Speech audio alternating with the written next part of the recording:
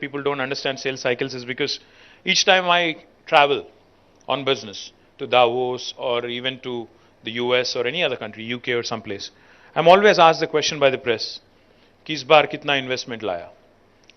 बस होता यह है कि to develop a connection, to develop a relationship and to eventually, for it to have, to materialize, एक झटके में नहीं हो जाता है. It takes time to build relations, to actually nurture, to actually eventually inspire confidence and eventually get them to invest. Can't happen overnight or can't happen in one meeting. It's not like मैं इतना शाहरुख खान भी नहीं हूं मैं जाके कि एक ही बार floor कर दिया, चाम कर दिया, वो लोग आ गए, ऐसा नहीं. You really have to work at it. You really have to ensure that you inspire confidence. Your city inspires confidence. Whenever I tell people about TSI Pass, all the top 5 tech companies being here, with their second largest base, I keep throwing the names. You've seen me enough.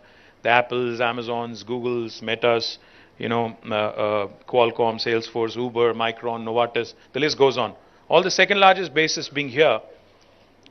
Any new person that I meet, any person I meet for the first time, they are always in disbelief. They are like, okay, is this guy BSing or is he actually, making a factual statement? And then I tell them, listen, if you don't believe me, because I'm a politician, I can't blame you. But I keep telling them, listen, why don't you actually pay a visit to Hyderabad? Aakhe dekh lo. Seeing is believing. Because I might be talking for a living, but it's also a fact that this work has been done. It is there for you to see. So why don't you please drop in? Point I'm trying to make is to get a new investor, to get a prospective investor, to when you're competing with not just other states but other nations as well, is definitely getting more and more tougher. But Hyderabad, sells itself. Hyderabad definitely has been a fantastic, has seen a fantastic, image makeover, if I may say so.